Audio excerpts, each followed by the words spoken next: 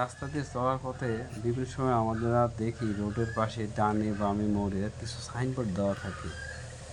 এখন এমন অবস্থা হয়ে গেছে যে সাইনবোর্ডগুলো বিভিন্ন জঙ্গলে বিভিন্ন জায়গায় ঢেকে গেছে, যা দূর থেকে আসার পথে দেখা যায় না। ঠিক এমনই আমার সামনে একটা বাঁধলো একটি সাইনবোর্ড, যেটা বেঁকা হয়ে পড়ে আছে। তো যতটুকু চেষ্টা করলাম দেখি সোজা করে ঠিক করা যায় কিনা, কিন্তু তার পাশে বড় গাছে যে ডালপালা হয়ে গেছে, ডালপালায় লেখাটা ওইটার পুরো একটা দান ঢেকে হ্যাঁ ভালো গেছে, ছিল দিল ভাই। যেহেতু সাইনবোর্ডটা অনেক উঁচু করে দেওয়া।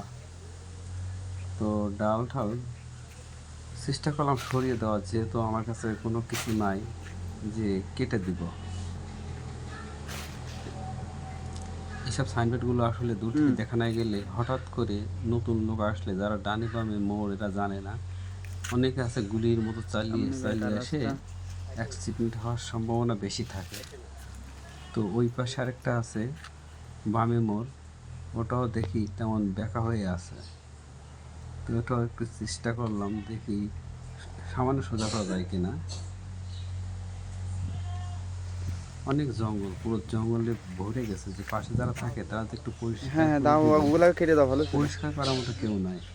আগে দেখতাম আমরা এইসব গাছগুলো অনেকে কেটে কেটে খড়ি বানানোর জন্য শুকিয়ে রাখতো, কিন্তু এখন আর মানুষের অভাব নাই, সবাই গ্যাসে ছাড়া রান্না করে না, যার জন্য এই গাছগুলো এখন বিভিন্ন জায়গায় পড়ে আছে।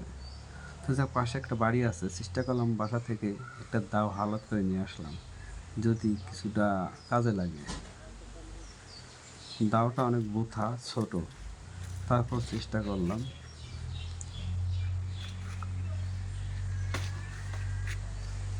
বিসমিল্লাহ বলে ওঠেন।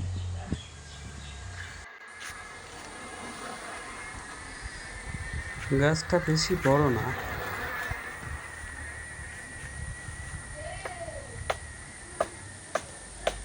দাওয়ের ধার কম হলেও যেহেতু ডালগুলো সব ছোট ছোট, খুব সহজেই কেটে হ্যাঁ দুলা, ফেললাম। এবার খুব সুন্দর চকচক করছে।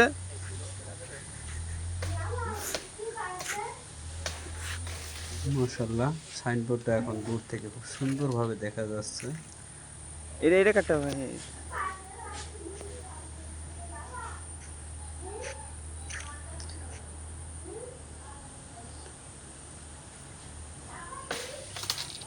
এইভাবে যদি আমাদের সামনে যেসব গাছগুলো বিভিন্ন সাইনবোর্ডগুলো বাদে আমরা যদি একটু দেখে রাখি, তাহলে কিন্তু মানুষের দেখতে অনেক সুবিধা হয়।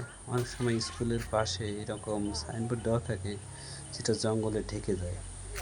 যাই হোক, যার কাছ থেকে দাওটা ধার করে নিয়ে আসছিলাম, দাওটা তাকে বুঝিয়ে দিলাম, কিন্তু তাহারও মনে ভয় যে দাওটা নিয়ে চলে না যায়।